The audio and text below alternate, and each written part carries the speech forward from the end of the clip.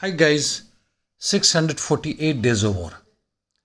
Starting from the southern war zone in Ukraine, on Kherson front, counter-attacks from both the sides in Krinky is continuing. Ukrainian reinforcements on almost all the bridgeheads are continuously going on. However, many boats were sunk while trying to cross Dnieper River. On Zaporizhia front, Russian army has taken initiative after failure of Ukraine's counter-offensive and striking Rabotin, Novoprokopivka, Verbov sector. On Remivki salient, the Russian army has taken defensive position due Ukraine's counter-offensive near Staromayorsky and Ukrozen. This could be a temporary phase as Russians are continuously using their both defensive and offensive operations all along the battle line. In north, Russian army continuing its attacks towards Torsky. No changes, however, just adjacent, that is Terny direction. It made a good advance wherein it almost moved deep inside 1.7 kilometer along 5 kilometer length. In Kupiansk direction, Russian army continues a slow advance at Kislivka-Ivanovka line. Counterattacks continuing for the Sinkovka establishment. In east on Marinka front, Russian army has advanced into the grey zone, which is almost 1 kilometer in the western Marinka. And after this, the Ukrainian defense as far as Marinka is concerned is over. It seems that Ukrainians are now retreating from the western part of Marinka where they were holding almost more than 1.5 years. As far as Pobeda is concerned, no changes. Coming to Avdiivka front, in northern flank, Russians continue advancing towards Stepnoe from both the flanks, that is north and south, in forest plantation. Also, they advance towards Novokali Novo. In south, Russians are pressurizing and even have advanced to some extent towards Vodyane, Opitnoe section and Sivernoe. Fight continues on the outskirts of coke plant as well as Tonenkoe.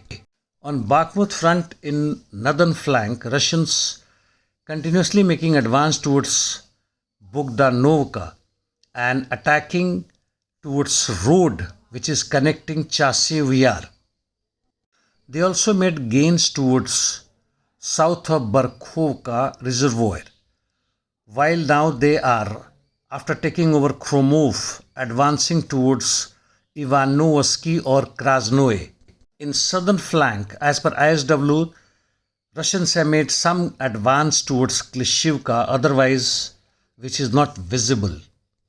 On interdiction missions, Russian army hit Odisha using missiles even towards Zaporizhia, Dnipropetrovsk, and it claims that it has interdicted almost 27 targets in Ukraine, while Ukrainians continue shelling Belgorod, Black Sea, DPR, Krasnodar area.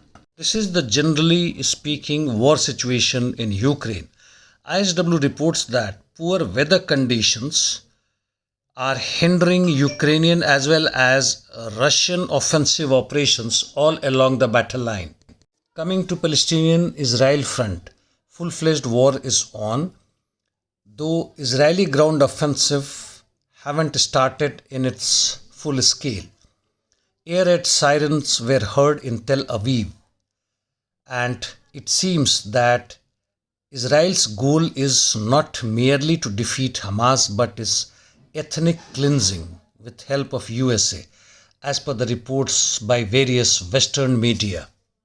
Massive supports world over, USA, Arab countries and elsewhere, continuing in form of demonstration resistance by the people in support of Palestinian and against Israel. However, There will not be any change as far as the war is concerned. By the way, what do you think about sanction? Isn't it extension of diplomatic, economic and political coercion, and occasionally and now in this century quite periodically turn into military conflicts? And these sanctions, be it against many Latin American countries, now Russia and its allies like Belarusia and other countries, and the war we are seeing all over the world in form of conflict, and especially against the working people of the globe by the capitalist class, is in full fledged. The pulverization of the people is continuing even without war. But nonetheless, war is and is likely to, in future as well, destroy the world unless something drastically is done, along with the weather conditions, the climate crisis. We are in threat, not in future but in present. And that brings an end to my talk for the day. For my Indian viewers, today is the result of election which took place in 5 provinces. Nothing to be excited about that. Thank you.